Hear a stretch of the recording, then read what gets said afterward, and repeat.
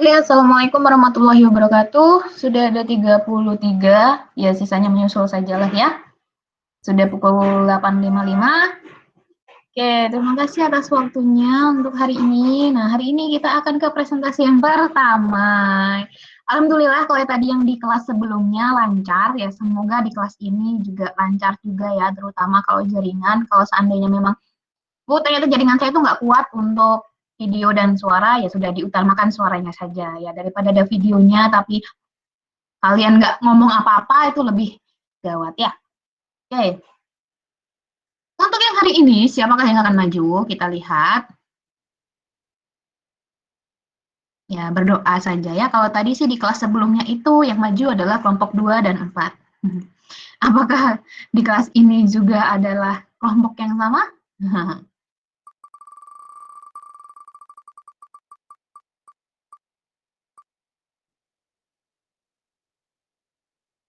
Oke, untuk kelas B yang maju adalah kelompok 6.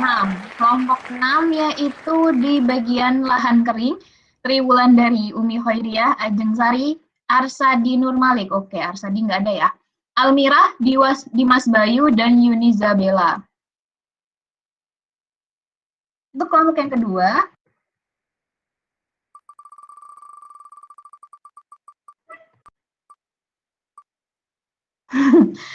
kelompok 4. Oke. Yang kedua adalah kelompok 4 di peternakan ada Putri Dwi Utami, Lili Imam Muslim, Nabila Zanuba, Rosidatul Laili, Wanda, dan Andri Fitrian Putra. Oke, Bu, lalu yang Arsadi bagaimana? Ya, Arsadi minggu depan, tolong sampaikan ke Arsadi, karena tadi di kelas A pun juga ada yang seperti itu, tolong sampaikan ke Arsadi, minggu depan dia akan jadi tim penjawab pertanyaannya dari saya. Sesuai dengan komoditas kalian kelompoknya. Kalian kelompok Arsadi itu kelompok 6 ya, komoditasnya adalah lahan kering. Nah, Arsadi akan jadi tim penjawab minggu depan. Oke. Oke, silahkan untuk kelompok 6. Banyak-banyak doa. Monggo. Ya, langsung silahkan share screen. Ya.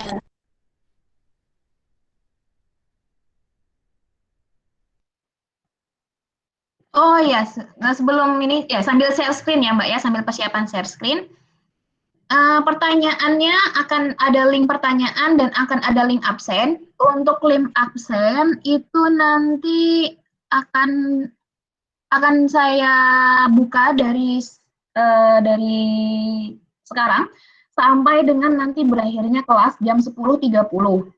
Lalu untuk link pertanyaan itu adalah akan saya tutup ketika setiap kelompok selesai presentasi. Jadi sistemnya seperti apa? Sistemnya akan panel. Jadi kelompok pertama, kelompok 6 akan presentasi terlebih dahulu, lalu akan ditampung pertanyaannya. Nah, setelah itu baru nanti presentasi ke kelompok selanjutnya atau kelompok keempat.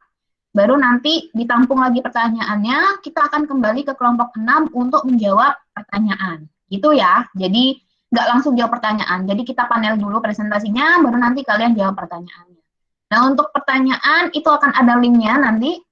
Silahkan bagi yang ingin bertanya untuk kelompok jagung, silahkan bertanya. Nanti ketika kelompok jagung sudah selesai presentasi dan mulai untuk kelompok yang peternakan, kelompok 4, nanti saya tutup, baru nanti ketika kelompok peternakan dia presentasi, akan saya buka lagi untuk khusus yang peternakan. Gitu ya, jadi masih ada waktu bagi kalian untuk mencari jawaban, dan ada waktu kalian untuk persiapan juga untuk menjawab, jadi tidak langsung.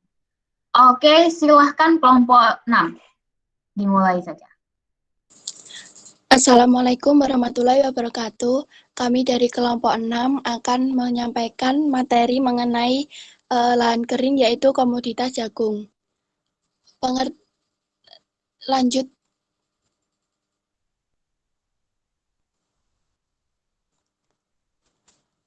Pengertian agribisnis. Menurut para ahli, pengertian agribisnis menurut Drilon adalah sejumlah total dari seluruh kegiatan yang menyangkut manufaktur dan distribusi dari sarana produksi pertanian, kegiatan yang dilakukan usaha tani, serta penyimpanan, pengolahan, dan distribusi dari produk pertanian dan produk-produk lain yang dihasilkan dari produk pertanian.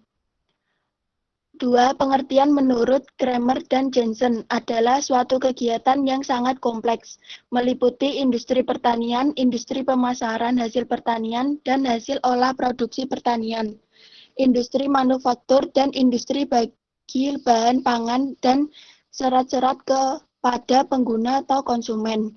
Menurut agribisnis menurut Sukartawi adalah agribisnis berasal dari kata agri dan bisnis. Agri asalnya dari bahasa Inggris agrikultura atau pertanian. Bisnis berarti usaha komersial dalam dunia perdagangan. Agribisnis adalah kesatuan kegiatan usaha yang meliputi salah satu atau keseluruhan dari mata rantai produksi, pengolahan hasil dan pemasaran produk-produk yang ada hubungannya dengan pertanian dalam arti luas.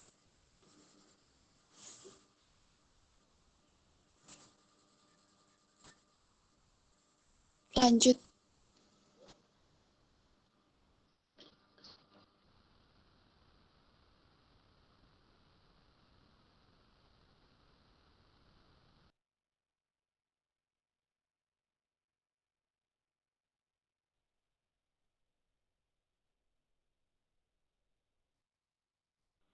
Bu, mohon maaf yang mungkin keluar.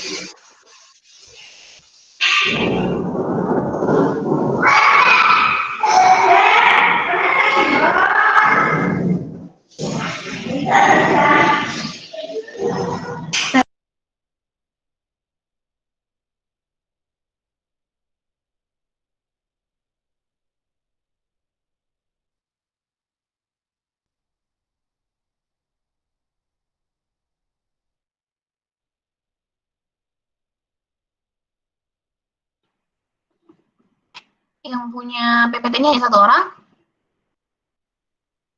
Yang standby PPT?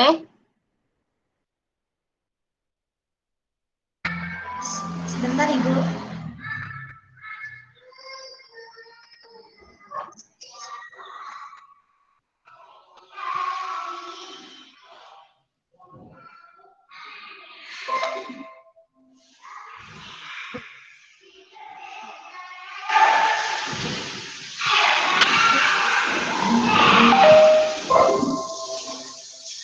Baik, untuk dari 3 pengertian tersebut dapat diambil kesimpulan yaitu agribisnis adalah satu kesatuan kegiatan yang berhubungan dengan pertanian dalam artian yang luas yang menyangkut mengenai produksi pertanian, pengolahan produksi pertanian, usaha pertanian, industri serta distribusi bahan pangan, pemasaran usaha pertanian, penyimpanan dan kegiatan atau aktivitas usaha tani lainnya.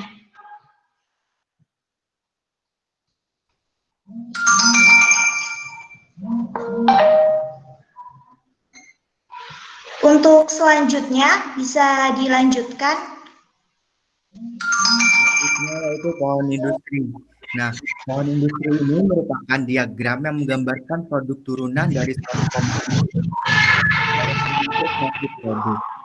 Pohon industri ini dapat digunakan sebagai penyedia varian produk yang memiliki nilai jual dari suatu komoditi.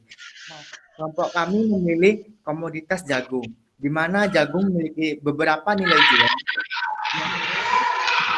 yaitu daun, buah, dan batang. Daun sendiri ini memiliki nilai jual yaitu dijadikan sebagai pakan dan juga kompos. Nah, buah itu ada kulit atau kelobot, itu nilai jualnya itu dijadikan sebagai pertama pakan, kedua kompos, dan ketiga rokok. Selanjutnya jagung muda atau baby corn, ini jagung muda dalam kaleng, terus dijadikan popcorn. Popcorn ini industri makanan, dan selanjutnya itu grits, selanjutnya itu makanan ternak, dan selanjutnya tepung jagung. Tepung jagung itu ada pati jagung atau maizena, yaitu industri makanan, dan dektrin, industri farmasi, dan bihun jagung, dan gula jagung, industri makanan. Selanjutnya jagung dalam kaleng atau whole camel coral, sweet, krim kora. Selanjutnya minyak jagung, di mana ini biasanya di makanan dan juga bungkil. Bungkil itu buat makanan ternak. Terus ada rambut jagung dan selanjutnya ada tongkol. Tongkol itu bisa dijadikan yang pertama pakan, yang kedua kompos, yang ketiga bahan bakar, keempat arang, kelima tepung arang, keenam perkasa. Terus batang. Batang ini ada satu itu pulp, dua itu kertas, dan tiga bahan bakar. Selanjutnya.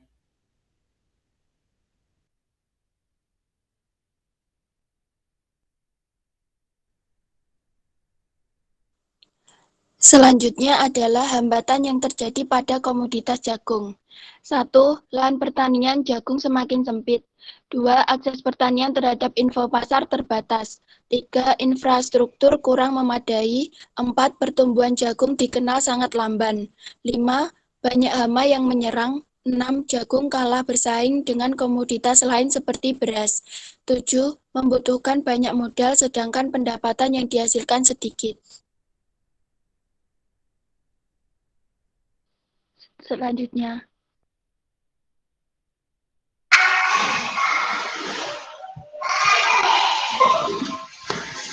Baik, untuk selanjutnya yaitu pengembangan yang akan diterapkan. 1. Peningkatan penghasilan dan daya beli masyarakat terhadap pangan melalui pemberdayaan ekonomi kelompok masyarakat dalam mengembangkan diversifikasi usaha di perdesaan, baik vertikal, bidang hulu dan hilir pertanian maupun horizontal, jenis komoditas dan jenis bidang usaha termasuk jenis usaha non-pertanian dan pengembangan sarana dan prasarana distribusi untuk meningkatkan keterjangkauan masyarakat rawan pangan. Jadi, upaya ini dilakukan agar kita tidak mengalami bencana rawan pangan dengan melakukan pengembangan tersebut agar dapat meningkatkan produksi jagung yang meningkat. Untuk yang kedua yaitu peningkatan efektivitas dan kualitas kinerja pemerintah dan dalam memfasilitasi masyarakat dalam agribisnis jagung.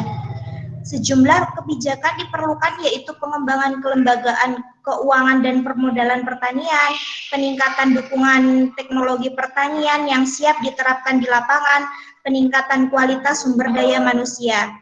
Jadi, di sini yang dimaksudkan untuk meningkatkan dukungan teknologi pertanian yang siap diterapkan, jadi yang dimaksudkan dengan pengembangan kelembagaan keuangan dan permodalan pertanian itu seperti dengan menerapkan sistem pengkreditan bagi sistem pertanian. Untuk yang kedua, peningkatan dukungan teknologi pertanian yang siap diterapkan di lapangan ini seperti memberikan benih yang unggul dan menciptakan drainase. Yang ketiga, peningkatan kualitas sumber daya manusia ini dengan cara melakukan penyuluhan kepada petani. Untuk poin yang ketiga yaitu peningkatan kualitas dan keragaman produk ditambah dengan fokus kepada petani jagung dengan lahan sempit maupun mampu menyerap tenaga kerja yang banyak, pemberian subsidi oleh pemerintah, penyuluhan mengenai informasi yang terkait dengan agribisnis jagung, baik di tingkat petani hingga pelaku usaha pengolahan produk jagung. Jadi, untuk penguatan profesionalisme sumber daya manusia ini, petani didatangi oleh penyuluh, karena biasanya petani jika petani sudah dipertemukan dengan penyuluh, mindset petani itu hanya mengacu pada bantuan yang akan diberikan oleh penyuluh. Padahal penyuluhan mengenai informasi yang terkait dengan agribisnis jagung ini dapat sangat berguna bagus sekali untuk meningkatkan pengembangan pertanian jagung untuk produksi jagung untuk meningkat. Untuk poin yang keempat, peningkatan dukungan teknologi dalam mengelola komoditas jagung. Dukungan teknologi dimaksudkan untuk menyelesaikan permasalahan yang ada dalam produksi jagung, sehingga produk jagung dapat mengalami peningkatan dan dapat memenuhi permintaan jagung yang semakin meningkat.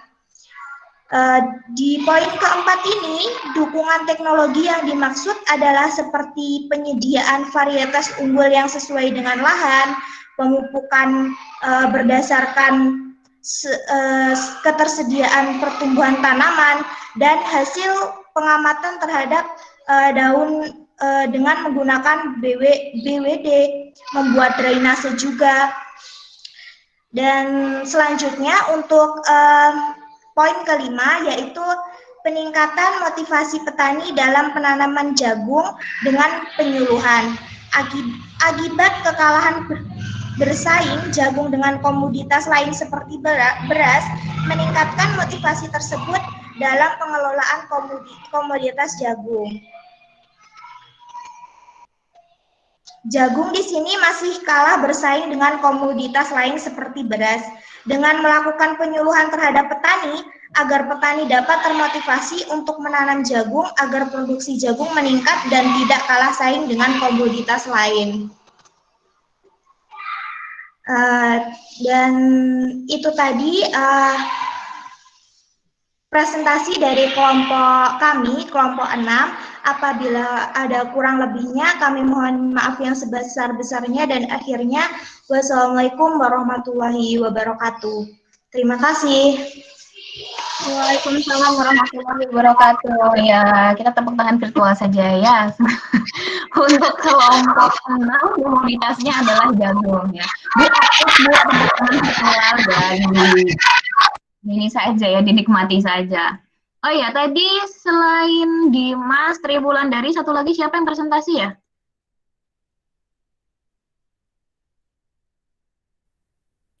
Pak? Cuma 3, Ibu.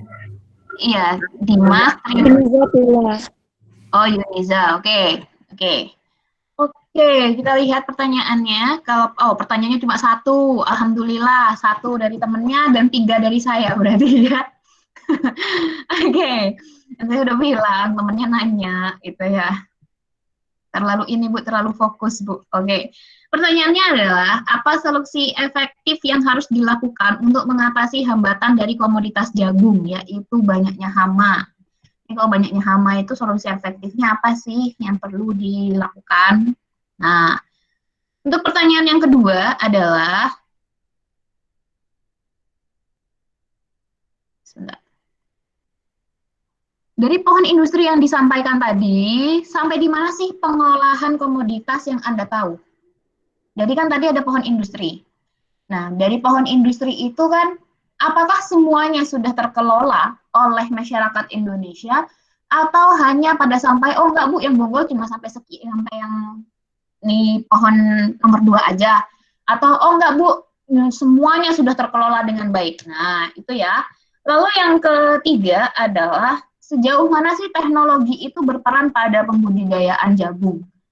Nah, kalau memang ada teknologi, teknologi apa sih yang digunakan? Apakah mungkin dari alat-alatnya yang memang, oh enggak Bu, pemerintah sudah menyediakan alat untuk menanam jagung atau untuk panen jagung, atau mungkin dari teknologi yang digunakan oleh petaninya.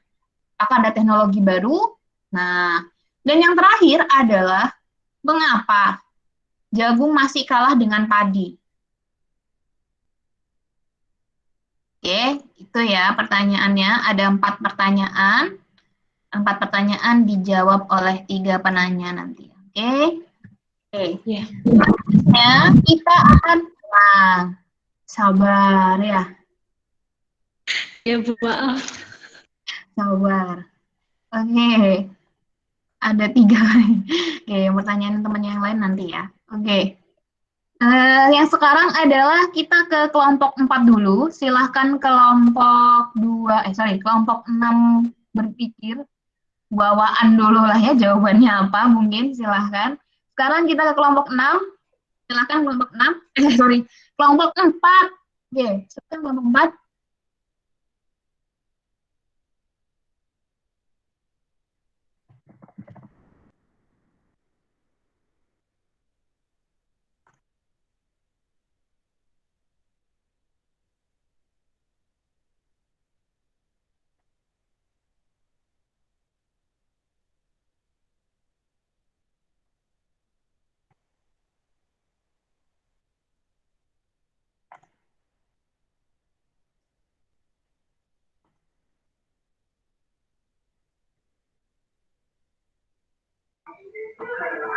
Assalamualaikum warahmatullahi wabarakatuh. Kami dari kelompok 4 akan mempresentasikan dengan tema peternakan komunitas sapi. Pengertian agribisnis yaitu suatu bisnis usaha yang bergerak pada bidang sektor pertanian, peternakan, perikanan, dan kehutanan dengan memanfaatkan sumber daya alam dengan tetap memperhatikan tanggung jawab terhadap sosial dan keberlanjutan lingkungan hidup. Dengan tujuan melestarikan sumber daya alam dan agar memperoleh keuntungan dalam aspek pengelolaan budidaya, penyediaan baku, pasca panen, proses pengelolaan hingga tahap pemasaran yang tentunya menguntungkan dan dapat dipertanggungjawabkan.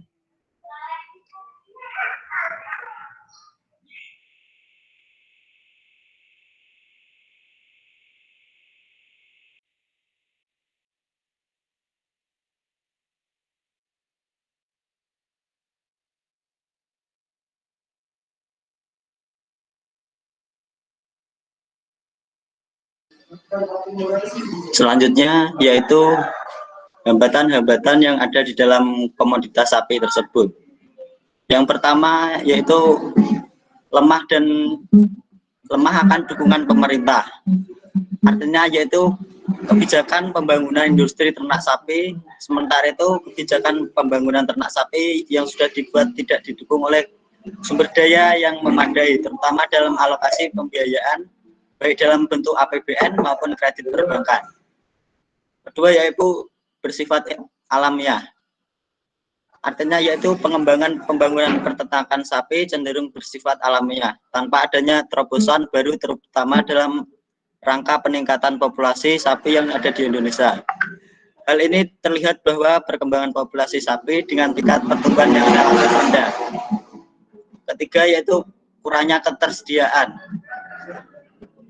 Artinya yaitu ketersediaan bibit sapi yang bermutu baik dan unggul masih kurang. Keempat yaitu lemahnya koordinasi baik antara pemerintah pusat dengan pemerintah daerah mengenai kewenangan dan proses impor sapi. Yang terakhir adalah alih fungsi lahan, yaitu pengembangan ternak sapi membutuhkan lahan yang luas, terutama untuk membangun usaha ternak yang ekonomis dengan skala usaha yang besar. Tetapi sekarang lahan luas sudah sebagian beralih fungsi sehingga lahan rumputan untuk ternak semakin terbatas.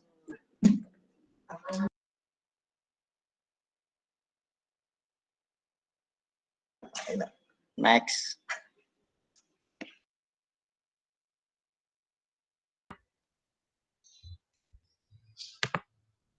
Selanjutnya ada pohon industri komoditas sapi. Sebelumnya, pohon industri ini merupakan informasi berbasis pengetahuan hasil penelusuran informasi yang disusun untuk memberikan gambaran jenis-jenis produk yang dapat dibuat dari suatu komoditas.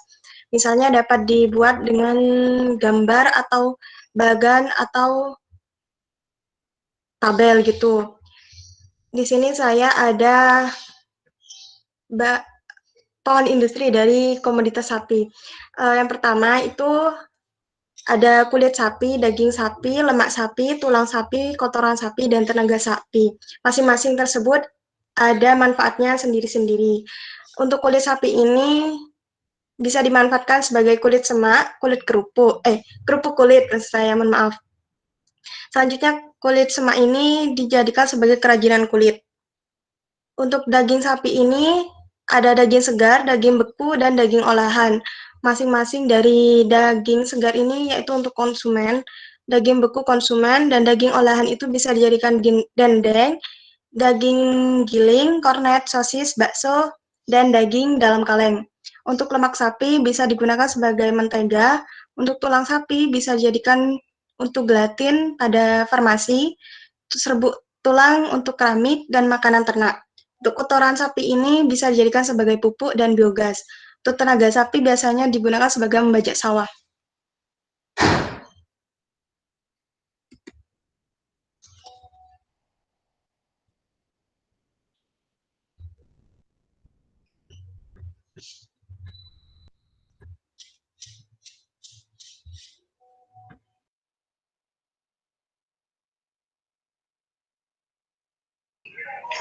Strategi pengembangan komoditas sapi. Ada 4 poin, yaitu bagian untuk pemerintah, yaitu memfasilitasi penyediaan pangan asal ternak untuk komoditas sapi. Kedua, pemberdayaan, memberdayakan sumber daya manusia peternakan. Ketiga, yaitu menciptakan, artinya menciptakan lapangan pekerjaan untuk petani di Indonesia.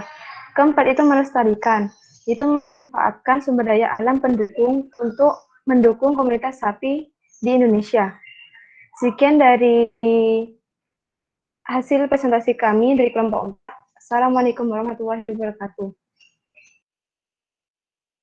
Warahmatullahi wabarakatuh. Terima kasih untuk kelompok 4 dengan komoditasnya adalah sapi. Kita akan kembali ke kelompok 6. Oke, kelompok 6 tadi ada pertanyaan. Pertanyaannya kok dari Ibu semua? Iya, pertanyaan temennya agak telat ya masuknya ya. Nanti kita bahas lah. Oke. Untuk pertanyaan yang pertama, apa solusi efektif yang harus dilakukan untuk mengatasi hambatan dari komoditas jagung, yaitu salah satu hambatannya adalah banyaknya hama. Saya mau ke Mbak Almirah Syahda-Naura.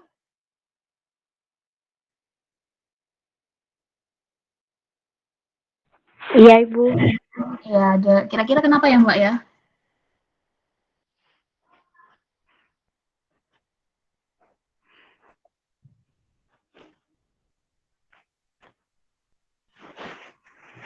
Solusi efektif jika banyak hama. Untuk solusi efektif, komoditas untuk pengolahan jagung bisa menggunakan penyemprotan insektisida, lalu dengan pengelolaan tanah yang baik untuk mengangkat hama dari dalam tanah agar mati terjemur oleh sinar matahari.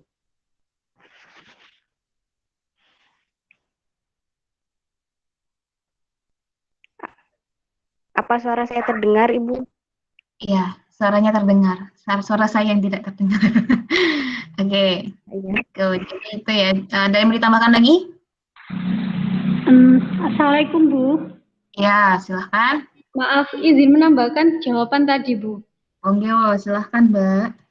Jadi inti pertanyaannya tadi, solusi untuk mengatasi hambatan karena ada banyak hama. Nah, di sini untuk komoditas kami ada sebuah tips, yaitu PHT, yaitu tips pengendalian hama pada tanaman, khususnya pada komoditas jagung kami. Yang pertama, pengelolaan tanah yang baik atau untuk mengangkat hama dari dalam tanah agar mati terjemur oleh sinar matahari. Yang kedua, dengan penyemprotan insektisida jika kerusakan daun telah mencapai 5% dan rotasi tanaman untuk memutus daur hidup hama. Terima kasih, Ibu. Oke, terima kasih.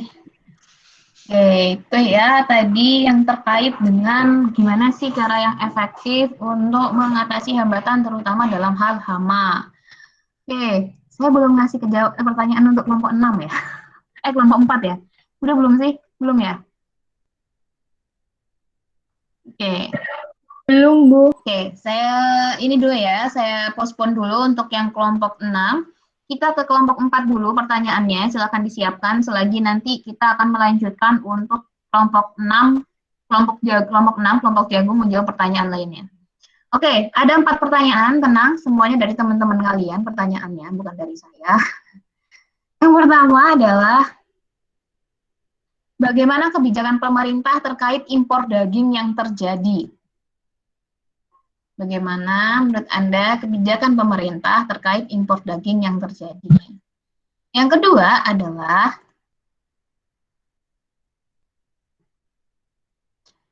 bagaimana cara mengatasi hambatan-hambatan yang terjadi di dalam komoditas sapi tersebut?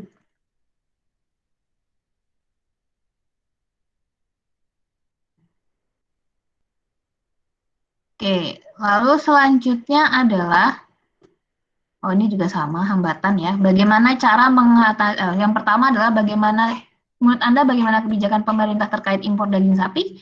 Yang kedua adalah, Bagaimana cara mengatasi hambatan-hambatan yang terjadi di dalam komoditas sapi tersebut, terutama ketika Idul Adha saat permintaan sapi meningkat. Jadi ada hambatan-hambatan, solusinya gimana, terus dan hambatan lain terutama ketika ada Idul Adha. Nah, Idul Adha itu pasti nanti grafik permintaannya meningkat ya. Lalu yang ketiga, kurangnya ketersediaan bibit sapi yang bermutu baik dan unggul menjadi salah satu hambatan. Upayanya apa sih pemerintah untuk mengatasi hambatan tersebut?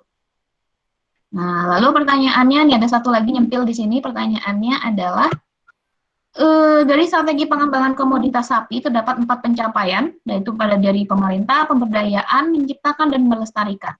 Dari masing pengembangan tersebut, apakah ada kendala dan solusinya ada nggak? Tuh. Oke, itu ya pertanyaan untuk yang sapi. Silahkan diwawa dulu dengan teman kelompoknya. Saya akan kembali ke pertanyaan untuk jagung. Oke, yang jagung selanjutnya, dari pohon industri itu sampai sudah sejauh mana sih perkembangan pohon industri dari jagung? Ya, saya mau, mungkin ada yang mau menjawab adalah saya mau Mbak Ajeng. Ajeng Sari Setianingrum.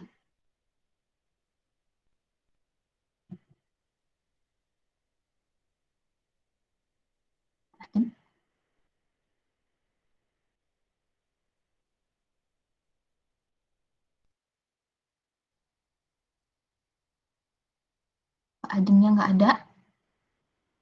Oke, kalau Mbak Ajengnya nggak ada, ke Mbak Umi.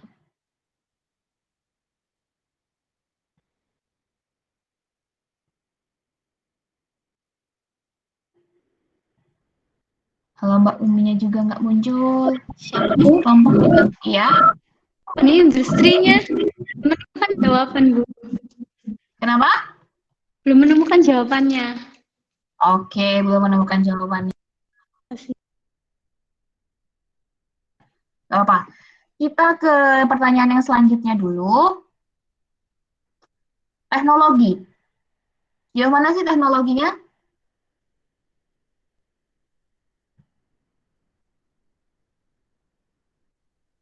Ada yang mau jawab? Ada 3 penjawab di situ. Mbak Ajeng. Mbak Ajeng ada? Atau Mbak Ajengnya belum muncul lagi? Bu, ada. Oke, Mbak Ya, Ajeng. Bu, ada. Silahkan Mbak Ajeng. Teknologinya yaitu 1, pengering dengan menggunakan mesin pengering tipe flatbed. Yang kedua, mesin pembersih benih, yaitu set cleaner. Dan ketiga, mesin pipil jagung. Oke, itu ya. Jadi memang sebenarnya sudah ada ya kalau di kita itu terkait dengan apa namanya teknologi-teknologi. Cuman masalahnya apakah teknologi itu digunakan atau tidak oleh masyarakat. Seperti itu. Oke, yang selanjutnya adalah terkait dengan kenapa sih mengapa jagung masih kalah dengan padi? Oke, Mbak Umi. Menurut Mbaknya, kenapa sih jagung masih kalah dengan padi, Mbak?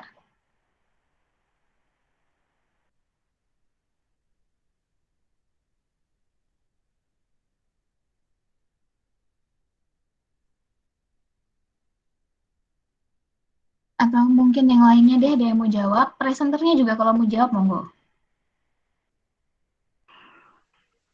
Saya izin menjawab, Ibu. Iya, silahkan. Jagung kalah sama padi, komoditas itu kalah karena di bidang makanan pokok. Jadi masyarakat itu lebih memilih beras atau padi sebagai makanan pokok daripada jagung.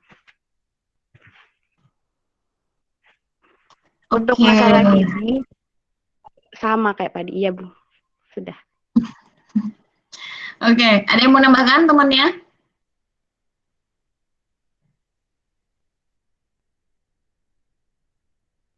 Oke. Mungkin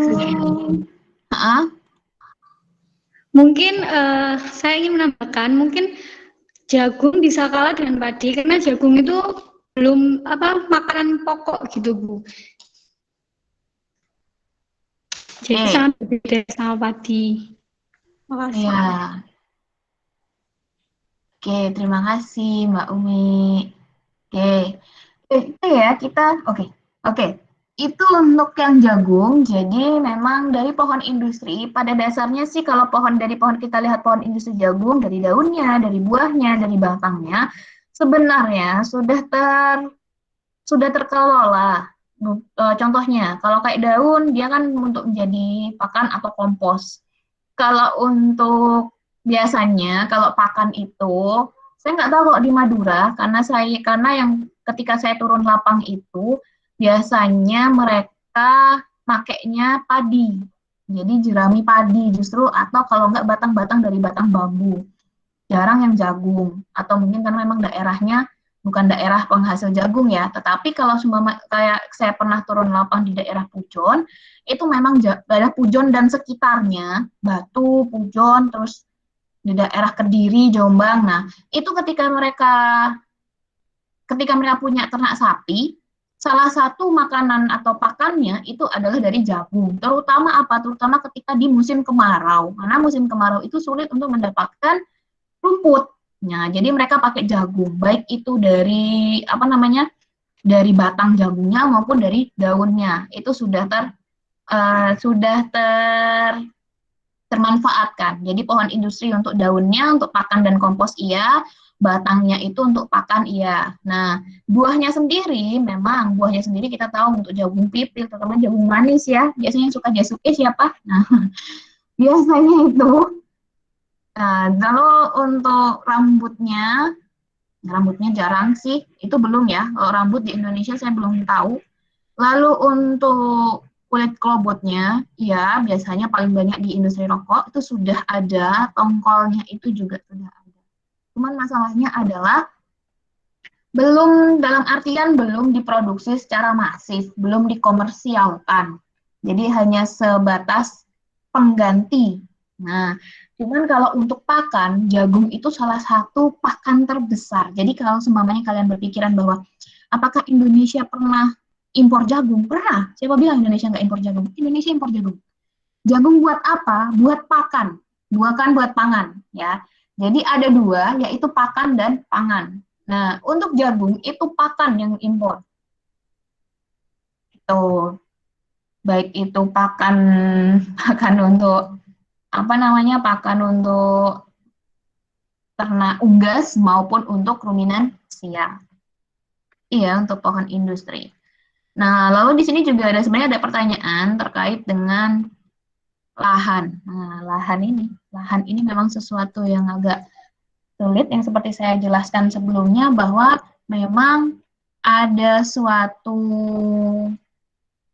kita ingin mempertahankan lahan kita untuk pertanian, tetapi dari sisi pemilik lahannya, terutama kalau dari petaninya belum tentu ingin mempertahankan lahan tersebut, gitu kan, karena ada kebutuhan-kebutuhan lainnya.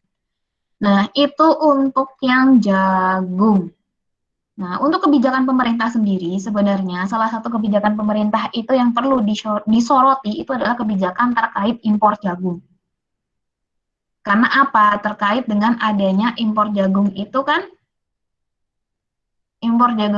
terkait dengan adanya apakah kita mengimpor dalam bentuk pangan ataupun kita mengimpor dalam bentuk pakan. Nah, itu. Kalau dalam bentuk pakan, berarti sebenarnya data yang ada di lapang, data yang ada di masyarakat, itu sebenarnya jagung kita tidak sesurplus yang kita bayangkan. Karena kan sebenarnya jagung itu, seperti tadi yang kelompok 6 bilang, bahwa jagung itu bukanlah merupakan atau masih kalah pamor dibandingkan dengan padi. Karena apa ya? Karena kita makan beras, kita makan nasi, yang nasi dari beras. Kita bukan makan beras ya, kita makan nasi, yang nasinya dari beras, berasnya dari padi. Kita tidak makan jagung. Jagung itu sebagai suatu komoditas diversifikasi dari padi. Tapi toh kita juga nggak makan nasi, kita nggak makan jagungnya. Kalau dibilang orang Madura makan nasi jagung, enggak. Saya jarang makan nasi jagung. Saya kalau makan nasi jagung nggak bisa. Jadi nggak seperti itu ya. Nah, itulah. Kalau seandainya memang jagung bukan merupakan salah satu komoditas utama pemenuhan kebutuhan karbohidrat masyarakat Indonesia, kenapa kok bisa sampai jagung itu masih harus impor, terutama untuk pakan ternaknya. Nah, berarti kan di situ bahwa data yang ada di lapang kalau mengatakan bahwa jagung itu surplus, berarti tidak sesurplus yang dibayangkan, dan berarti harus ada yang namanya integrasi data lagi di sana. Sehingga apa? Sehingga ketika pemerintah melakukan impor, kita sebagai masyarakat nggak yang impor lagi, katanya jagung pemenuhan kebutuhannya itu cukup. Karena ada 5 daerah sebagai penghasil jagung terbesar di Indonesia. Yang pertama itu ya Jawa Timur. Jawa Timur itu penghasil jagung terbesar di Indonesia. Yang mana sebenarnya tahun 2019 itu Indonesia itu menghasilkan hampir 2 juta ton dari kuartal pertama ya, triwulan pertama, yaitu dari bulan Januari sampai dengan Maret, dia hampir 2 juta ton sendiri. Yang mana kalau kita pipil dalam bentuk pipilan kering, dalam artian memang sudah bersih dari daun, rambut, klobotnya dan segala macam, pipilan keringnya itu menghasilkan sekitar selama satu tahun itu 6,7 juta. Dan 35%-nya itu untuk pakan. Nah, 35% dari kebutuhan jagung di Indonesia itu adalah untuk pakan. Lalu yang kedua adalah Sulawesi Selatan. Yang ketiga itu Gorontalo. Yang keempat Jawa Tengah di daerah Blora, Grobogan, dan Wonogiri. Nah, yang terakhir di Sulawesi Tengah itu adalah penghasil jagung di Indonesia. Oke, itu untuk jagung. Selanjutnya kita akan ke sapi. Oke, kelompok sapi. Tadi pertanyaannya yang pertama adalah terkait gimana sih kebijakan pemerintah terkait impor daging yang terjadi. Oke, saya pengen Mbak Lili Hindrayani.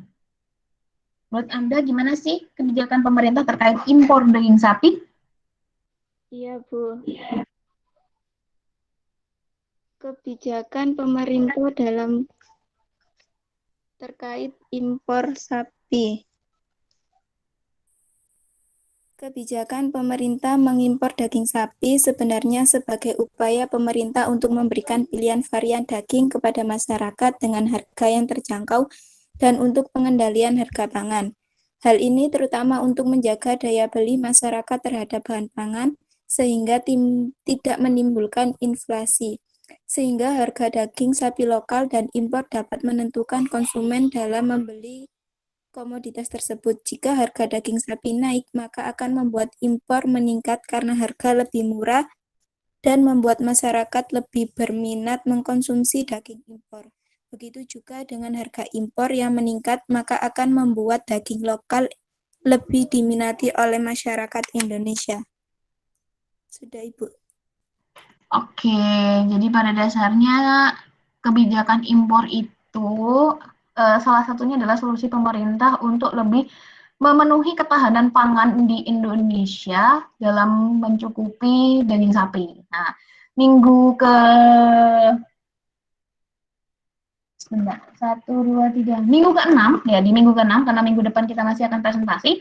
Di minggu ke-6 nanti kita akan membahas terkait apa sih itu ketahanan pangan. Pengertian ketahanan pangan itu apa sih? Lalu apa sih bedanya ketahanan pangan dan juga swasembada? Lalu kalian memutuskan, kalau kalian berpikiran, kira-kira saya lebih suka Indonesia tahan pangan atau Indonesia swasembada ya? Nah, itu salah satu nanti yang akan kita diskusikan di minggu terakhir. Jadi yang maju di minggu terakhir akan sangat banyak pertanyaan-pertanyaan karena memang itu terkait dengan pertanian berkelanjutan. Jadi memang salah satunya untuk daging sapi, kenapa kok impor? Apakah saya termasuk dulu waktu ketika saya sedang daging sapi itu merupakan salah satu topik tesis saya dan saya pernah ditanyain adalah Anda termasuk orang yang pro impor atau Anda termasuk yang kontra impor? Nah, kalau kita ditanyakan seperti itu, kalau mau idealis, saya sih lebih milih bahwa saya kontra impor. Memang apa kurangnya sih sapi kita? Karena Indonesia itu kan salah satu penghasil, memiliki daerah-daerah sebagai penghasil sapi. Penghasil peternakan sapi di Indonesia itu bukan peternakan yang kecil. Di Jawa Timur, lalu di Madura, di Bali, di Sumatera, itu ada. Lalu yang membuat susah itu, yang membuat kita tidak tahan pangan terhadap sapi, terhadap pemenuhan kebutuhan sapi itu apa? Nah, itu salah satu hambatannya sebenarnya ada di situ. Saya nggak tahu tadi udah dibahas atau belum, tapi kayaknya belum sih. Salah satu hambatannya. Yang paling menghambat kenapa kok kita masih impor, kenapa kok kita tidak tahan pangan terhadap sapi, daging sapi terutama ya. Kalau untuk yang sapi perah, kelompok 6 ini berarti sapinya sapi potong ya? Ya, oke, sapinya adalah sapi potong. Kalau untuk yang sapi perah, kenapa kok kita masih harus impor? Karena memang tidak semua daerah di Indonesia itu bisa untuk peternakan sapi perah. Sapi perah itu memang daerah-daerah yang memang daerah-daerah dingin, daerah-daerah yang kalau di subtropis iya, kalau di Australia sapinya bagus-bagus, di Eropa sapinya bagus-bagus. Apakah sapi untuk mungkin bagi kalian yang memang tahu, apakah memang sapi perah itu bentuknya warnanya hitam putih gitu? Enggak juga. Kalau kalian nggak peternakan sapi perah, kalau di Indonesia nggak semuanya seperti itu ya. Ada kok yang warnanya coklat juga. Cuman sapinya adalah sapi perah, bukan sapi potong. Tapi sapi perah pun nanti ketika dia memang sudah dalam batas produktifnya, dia akan menjadi sapi potong. Jadi kalau yang sapi perah, kalau bertanya-tanya, Bu, kalau sapi perah udah nggak bisa diperah lagi, nggak menghasilkan susu, jadi apa? Jadi sapi potong. Gitu ya, memang seperti itu. Jangankan itu, ketika sapi perah, dia sudah melahirkan, lalu dia nggak bisa bangun lagi, dalam artian penyakit, saya lupa nama penyakitnya, ya dia sudah nggak bisa bangun lagi, itu dia akan menjadi sapi potong tetap. Jadi ujung-ujungnya sapi itu adalah dia akan dipotong. Nasib sapi adalah menjadi sapi potong. Itu ya, terkait dengan kebijakan impor itu ya, kalau kita pengennya adalah memenuhi kebutuhan masyarakat yang mana, sehingga kita harus impor, dan kenapa harus impor. Dan kalau pengen kalian sadari sebenarnya, yang diimpor itu juga salah satunya adalah kebanyakan adalah daging sapi premium. Daging sapi premium. Jadi kalau ada orang-orang yang mungkin taraf ekonominya nggak tinggi, makan steak gitu kan, ada steak-steak yang premium, ada steak-steak yang wagyu, nah itu salah satu penyumbang impor daging sapi untuk Indonesia ya. Jadi silahkan mengkonsumsi daging sapi lokal. Oke, untuk selanjutnya adalah terkait bagaimana cara mengatasi hambatan yang terjadi di dalam komoditas sapi, terutama kalau hambatannya itu terkait dengan permintaan yang meningkat, apalagi kalau masuk di Hari Raya Idul Adha. Saya mau ke Mbak Nabila. Nabila ada?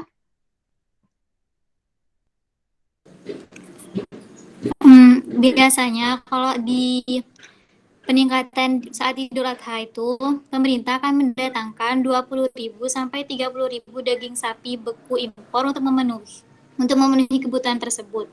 Persiapan di Lebaran Idul Adha tahun ini diakuinya lebih besar dibandingkan tahun lalu.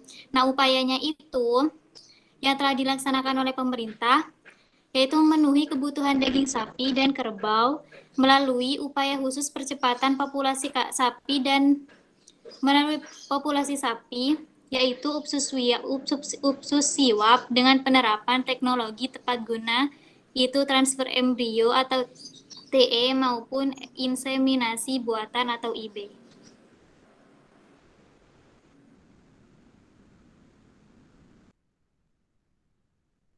Ya, salah satunya, nah untuk pemenuhan memang untuk di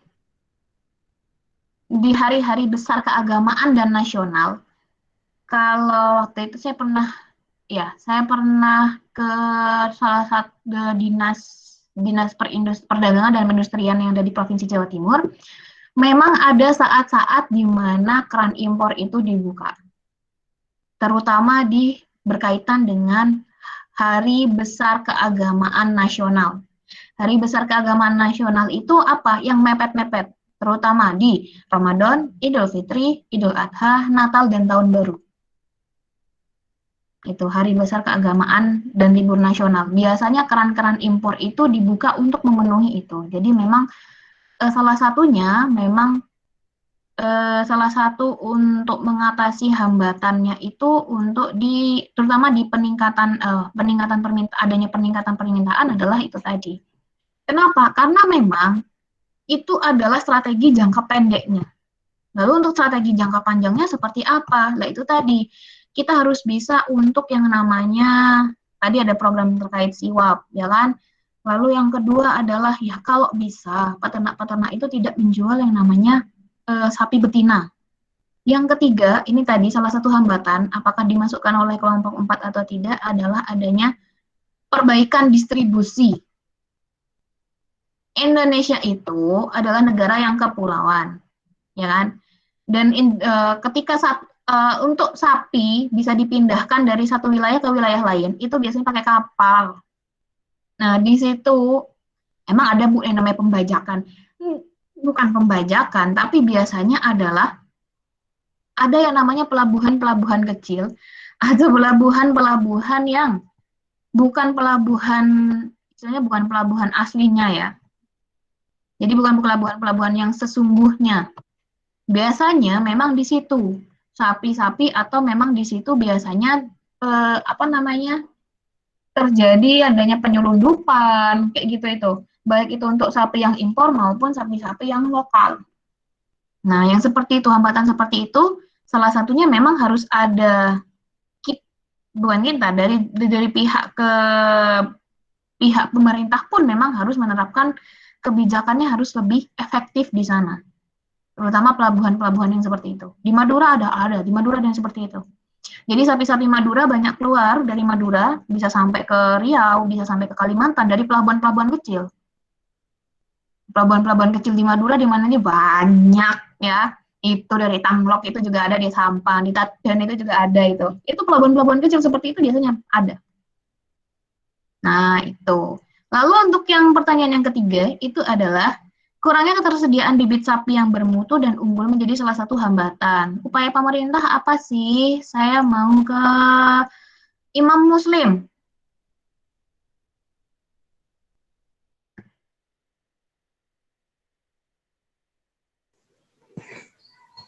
Untuk upaya nomor 3, yang pertama, memperlakukan ternak sebagai sumber daya dalam pengertian ternak dapat punah dan tidak bisa dipulihkan jika habis terpakai. Karena itu pemerintah perlu terus berupaya mempertahankan dan mengembangkan sumber daya ternak sebagai sumber pertumbuhan produksi daging, susu, dan telur. Yang kedua, menyediakan infrastruktur industri peternakan melalui penyediaan lahan dan pengairan untuk memproduksi hijauan makanan ternak atau HMT. Yang ketiga, melakukan pengendalian penyakit antara lain dengan menjaga kesehatan ternak dan mencegah penularan penyakit di antara ternak maupun ke manusia, termasuk di dalamnya produksi pangan asal ternak yang sehat dan aman.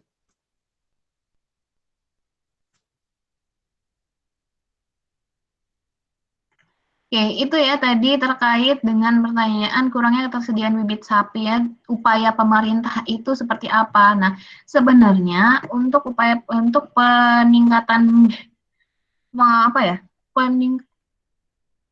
peningkatan keunggulan bibit sapi itu sebenarnya pemerintah sudah ada upaya-upayanya, terutama untuk bibit-bibit sapi yang memang bibit-bibit sapi yang khusus di suatu daerah. Contohnya, ada yang sapi Bali, ada sapi Lombok, ada sapi Madura, itu udah ada loh bibitnya.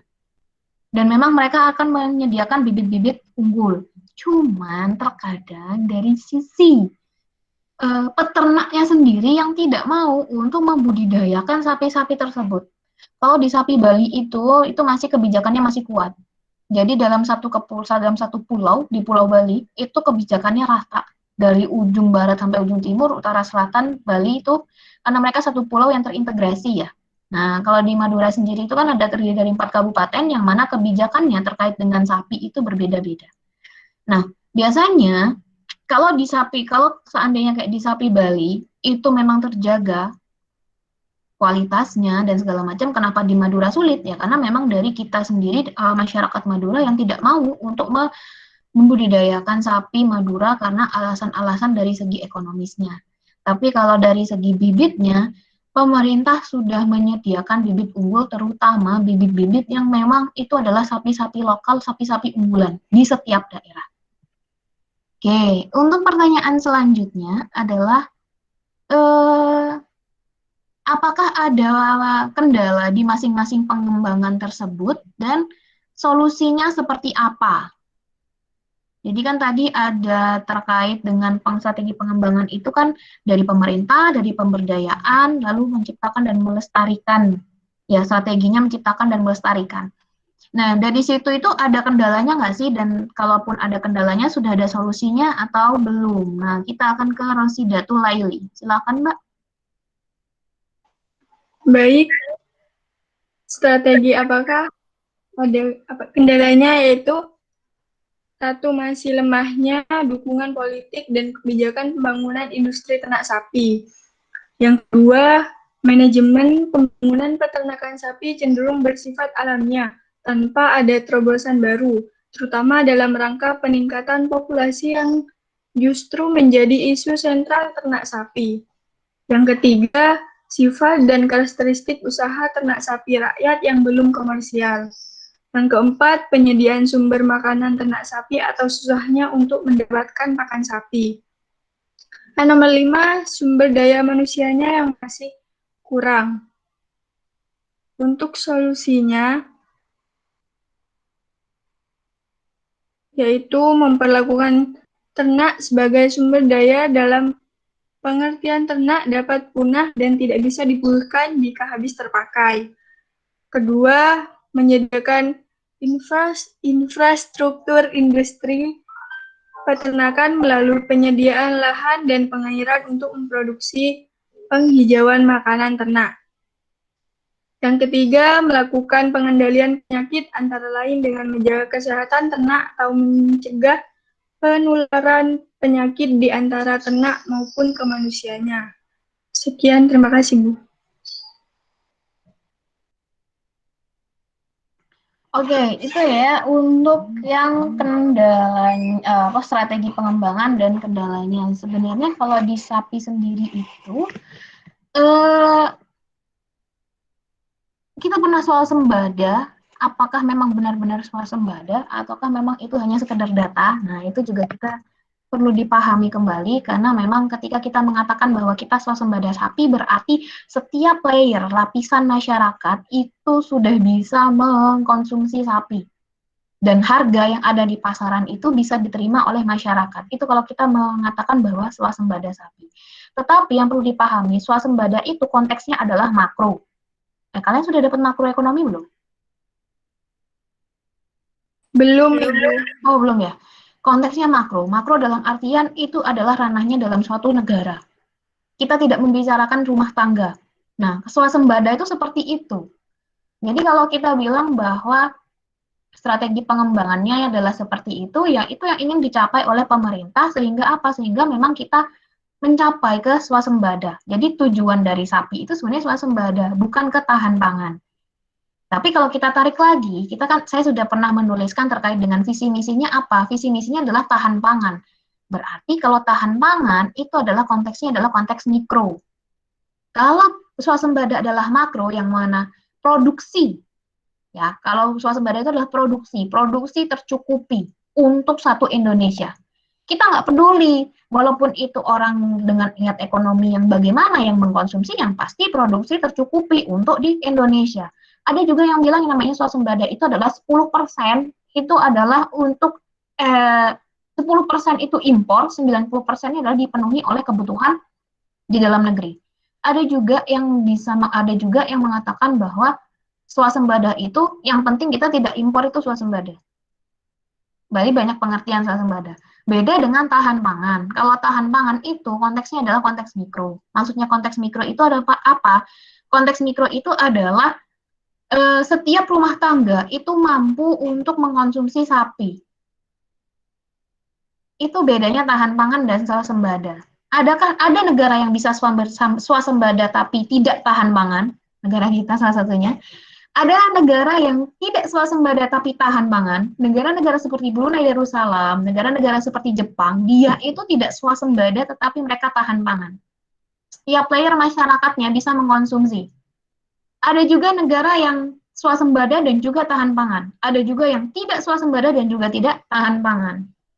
Nah, jadi itulah terkait dengan dunia persapian kita ya. Sebentar.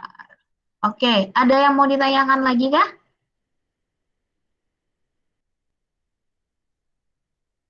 Ya, jika tidak ada yang mau ditanyakan ataupun tidak ada yang mau dibahas lagi, berarti udah selesai dong presentasinya. Ya, sudah selesai. Yeay. Selamat ya untuk kelompok 4 dan kelompok 6.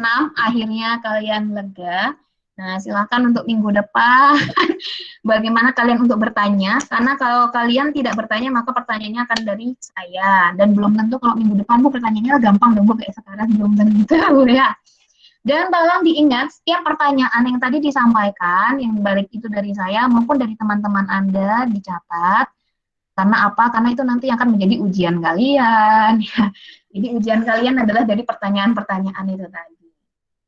Berarti setiap kelas nanti ujiannya beda ya. Iyalah, pertanyaan ujiannya akan beda-beda setiap kelas karena kan ujiannya nanti lisan ya. Nah, jadi kita akan review sedikit terkait dengan manajemen agribisnis. Nah, manajemen agribisnis itu kita membahas terkait agribisnis, yang mana agribisnis itu adalah suatu sistem yang terintegrasi. Jadi ada komponen di situ adalah sistem yang terintegrasi. Kalau kita membicarakan sistem itu berarti suatu rangkaian yang teratur. Nah, integrasi berarti bersatu padu. Jadi padu. Sistemnya seperti apa? Di situ ada sistem hulu, sistem budidaya, sistem hilir, dan sistem supporting course-nya atau sistem penunjang. Lalu integrasinya seperti apa? Jadi setiap subsistem di situ, setiap sistem di situ itu saling berkaitan, tidak berdiri sendiri. Itulah agribisnis. Pengembangan agribisnis sendiri itu kan ada pengembangan vertikal dan pengembangan horizontal. Kalau pengembangan secara horizontal itu pada intinya adalah kita merangkul industri yang ada di subsistem yang lainnya untuk bisa bekerja sama dengan kita. Salah satunya apa? Salah satunya untuk mengurangi yang namanya persaingan. Jadi kita akan sama-sama memenuhi kebutuhan input ataupun kita akan memenuhi output yang dihasilkan di budidaya. Jadi nggak ada persaingan, tidak ada monopoli di sana. Harapannya sih terbentuk yang namanya pasar persaingan sempurna seperti itu. Nah, untuk vertikal sendiri itu adalah suatu pengembangan yang mana pengembangan ke hilir ataupun pengembangan ke hulu, pengembangan forward, pengembangan backward, pengembangan forward dan backward, dan seluruhnya full integration. Hambatan-hambatan tersendiri itu kan ada total secara umum ada 6 hambatan, tetapi yang paling pokok utama adalah salah satunya terkait dengan hambatan di penyediaan bibit, ya tadi di beberapa komoditas ada penyediaan bibit yang menjadi masalah, dan yang satunya lagi adalah terkait dengan adanya rantai pemasaran yang panjang. Saya sudah pernah sempat menyinggung bahwa rantai pemasaran itu kan nanti kalian akan mempelajari 2 hal pemasaran, yaitu manajemen pemasaran dan terkait dengan tata niaga. Bedanya apa kalau manajemen pemasaran? Bagi kalian yang suka wirausaha, mungkin kalian akan suka dengan manajemen pemasaran, karena berkaitan dengan bauran pemasaran, berkaitan dengan SPP, branding, merek, kepuasan dan loyalitas konsumen, itu adalah manajemen pemasaran. Sedangkan kalau yang akan kita bahas tata niaga, itu adalah terkait dengan efisiensi pemasaran, efisiensi dari rantai pasar. Apa sih rantai pasar? Rantai pemasaran itu adalah suatu rangkaian yang mana menghubungkan dari produsen sampai ke konsumen. Nah, biasanya kalau di Indonesia rantai pemasarannya ini itu adalah ada temennya ya, lucu. Saya mau nyari teman juga lah buat ngajar. Nah, rantai pemasaran itu dari produsen lalu ke tengkulak, ke pedagang, dan ke konsumen. Maunya kan seperti itu. Atau kalau enggak, dari produsen ke konsumen secara langsung. Tetapi di Indonesia, rantai pemasaran kita itu tidak efisien. Kenapa? Kita bayangkan. Dari produsen ke tengkulak, dari tengkulak ke pedagang. Pedagang ini, kalau kalian di desa, ada yang pedagang kecamatan, ada yang pedagang desa, ada yang pedagang kabupaten. Nanti dari pedagang itu nanti masuk ke pedagang besar yang ada di pasar induk. Nanti dari pasar induk, nanti masuk lagi ke pasar-pasar yang lebih kecil. Atau mungkin dari pedagang yang pedagang wilayah, itu masuknya ke supermarket. Atau dari pedagang besar nanti masuknya ke supermarket. Baru nanti nyampe ke kita. Kalian bayangkan betapa panjangnya rantai tersebut. Dan kalau kalian pikirkan bahwa kalau sepanjang itu rantainya, Bu, kalau sepanjang itu rantainya, wajar kalau harga yang ada di petani dengan harga yang kalian terima sebagai konsumen itu sangat berbeda. Ya, kalau kalian bayangkan, kalian bisa mendapatkan wortel harga 13.000 per kilo atau 10.000 per kilo. Ketika saya langsung beli di petani, itu kadang cuma 5.000 per kilo. 5.000, 4.000, paling mentok-mentoknya adalah 7.000. Apalagi kalau lagi panen raya, itu dapat wortel. Wortel jangan dibayangkan wortel yang kecil-kecil, wortel buah tuh loh yang gede-gede, yang menurut kalian itu adalah wortel impor, itu adalah wortel lokal yang diimpor-imporkan. Wortel lokal yang dibarat-baratkan. Nah, kita sudah punya seperti itu, hanya saja rantai pemasaran kita yang masih tidak efisien. Untuk yang namanya memotong, yang namanya tengkulak dan segala macam itu tidak semudah membalikkan telapak tangan. Ya, itulah ya. Oke, untuk selanjutnya, nah, saya tidak tahu ini apakah mimpi buruk kalian ataukah mimpi buruk saya, karena berarti saya harus ngoreksi lagi. Nah, sebelum saya ke tugas presentasi yang kedua, tolong jangan lupa PPT-nya silahkan share di GCR ya. Saya tunggu sampai jam 12.30, jangan lebih dari jam 12.30 karena nanti kalian nggak akan dapat nilai presentasi, nggak akan dapat nilai PPT. Untuk yang kelompok 4 sama kelompok 6 tetap harus ngirim juga buat arsip karena memang nanti kalian ujian apa kalau nggak dikirim ya. Karena ujiannya kan dari PPT kalian juga. Oke, itu ya. Ya, kita akan ke tugas kalian yang minggu depan. Jadi minggu depan kita akan presentasi lagi. Tuh. Gampang ya presentasinya, jadi nggak usah deg-degan ya. Karena apa? Karena virtual ya. Kan di sini karena virtual, jadi kita nggak tatap muka, kita nggak langsung terintimidasi dengan tatapan-tatapan teman-teman kalian, ya kan? Kalau seandainya offline, kalian kan akan terintimidasi oleh tatapan teman-teman kalian. Oke, saya share dulu. Saya tadi nggak bisa share. Udahlah, gini aja. Oke, topik kedua ya, sorry, salah, topik kedua. Topik kedua itu terkait agribisnis peternakan, lahan kering, dan juga pesisir. Apa sih yang akan kita bahas minggu depan? Nah, untuk kelompok 4 dan kelompok 6, alhamdulillah udah selesai ya, alhamdulillah ya.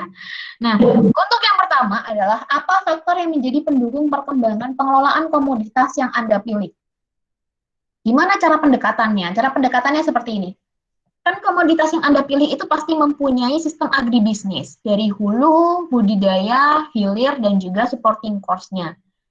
Tidak harus di semua subsistem itu ada faktor pendukung. Tapi paling enggak, kalian bisa menganalisis, kalian bisa mencari faktor pendukung perkembangan pengelolaan komoditas itu dari setiap subsistem agribisnisnya. Contohnya, kalau ada di subsistem hulu, itu kan terkait dengan industri input, baik itu bibit, benih, lalu itu ada pupuk, pestisida, vitamin, pakan, dan segala macam yang dikonsumsi oleh komoditas, baik itu di pesisir ternak maupun di komoditas lahan kering. Nah, di situ dilihat, kira-kira ada nggak sih faktor yang mendukung perkembangan komoditas itu gitu. Oh, mungkin dari segi industri benihnya. Sebenarnya industri benihnya ini sudah berkembang, hanya saja belum dikomersialkan. Nah, itu bisa. Atau mungkin kalian melihat dari subsistem budidayanya, faktor perkembangannya apa yang mendukung perkembangan. Atau mungkin kalian melihat dari subsistem hilirnya, atau bahkan dari supporting cost-nya. Oh, ada kebijakan nih dari pemerintah yang memang sudah dilakukan. Atau mungkin, sudah mulai dibentuk nih sistem perkreditan khusus untuk komoditas ini. Atau sistem asuransi untuk komoditas ini. Nah, itu salah satu kalau kalian ingin menganalisis terkait faktor apa sih pendukung perkembangan pengelolaan komoditas yang kalian pilih. Itu ya. Lalu yang kedua adalah prospeknya. Nah, prospek dari komoditas yang Anda pilih itu apa sih gitu? Kalau agak kesusahan bisa dilihat dari kalian pasti punya pohon industri kan? Nah, dari pohon industri itu bisa dilihat prospeknya apa, yang belum dilakukan apa, ataupun sudah dilakukan tapi kenapa kok tidak dikomersialkan atau kenapa kok belum berkembang. Nah, di situ bisa dilihat prospek perkembangannya. Lalu yang ketiga, silakan jelaskan pembudidayaan secara singkat, padat, dan jelas pembudidayaan komoditas yang Anda pilih. Terkait apa saja? Terkait mungkin di situ adalah cara atau teknik pembudidayaannya, adakah teknik pembudidayaan khusus atau tidak? Lalu terkait dengan teknologi apa saja sih yang digunakan dalam pembudidayaannya? Lalu yang ketiga itu terkait berapa lama sih panennya, bagaimana sih dia harus panen atau tidak gitu. Itu adalah terkait dengan pembudidayaan. Jadi jelaskan secara singkat dan padat saja. Lalu yang keempat adalah kebijakan pemerintah, baik itu di pusat maupun di daerah yang mendukung perkembangan komoditas yang Anda pilih. Yang mendukung ya, yang tidak mendukung itu tidak usah dipilih. Jadi kebijakan pemerintah apa yang mendukung dari komoditas Anda. Nanti pertanyaannya akan saya share di GCR nanti setelah perkuliahan ya. Itu adalah tugas Anda yang presentasi minggu depan. Ya, jadi tanggal 29 kita masih presentasi lagi. Ya, ada yang mau ditanyakan nggak?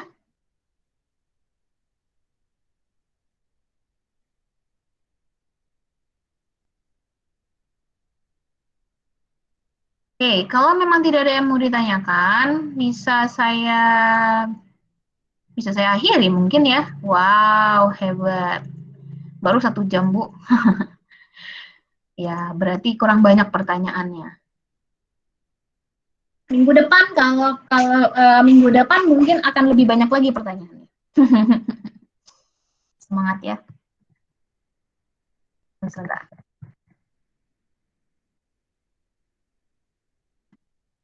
Oke, jika tidak ada lagi yang mau ditanyakan, jika memang sudah jelas, itu bahasan kita untuk minggu ini. Nah, dibaca lagi terkait yang agribisnis, karena nanti untuk di UAS-nya itu kalian memang hanya 3 saja materinya terkait dengan agribisnis, manajemen agribisnis komoditas kalian, apakah itu lahan kering, pesisir maupun peternakan, dan juga terkait dengan pertanian berkelanjutan. Pertanian berkelanjutan ini nanti bahasannya terkait dengan integrated farming system, tentang swasembada dan ketahanan pangan, dan juga tentang SDGs. Jadi agak berat ya untuk yang ketiga.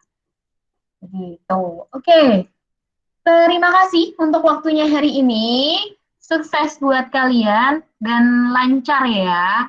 Lancar kan presentasinya. Ya, minggu depan juga kan seperti ini. Jadi nggak usah khawatir dengan presentasi yang terlalu karena pertanyaannya juga kurang kurang greget. Ya, asalkan tidak greget, asalkan kalau bisa sih greget di sini pertanyaannya, jangan sampai nanti greget pertanyaannya malah di UAS, malah bingung kalian nanti ya. Oke, kurang lebihnya saya mohon maaf, tetap jaga kesehatan, tetap mengatur waktu untuk mengerjakan tugas-tugas yang dibebankan kepada kalian. Absennya masih akan saya buka sampai 10.30, setelah itu tidak akan dibuka lagi ya. Oke, sampai jumpa minggu depan. Selamat pagi. Assalamualaikum warahmatullahi wabarakatuh. Waalaikumsalam. Waalaikumsalam warahmatullahi wabarakatuh. Terima kasih Bu. Sayang Ibu. Waalaikumsalam warahmatullahi wabarakatuh Ibu. Waalaikumsalam warahmatullahi wabarakatuh.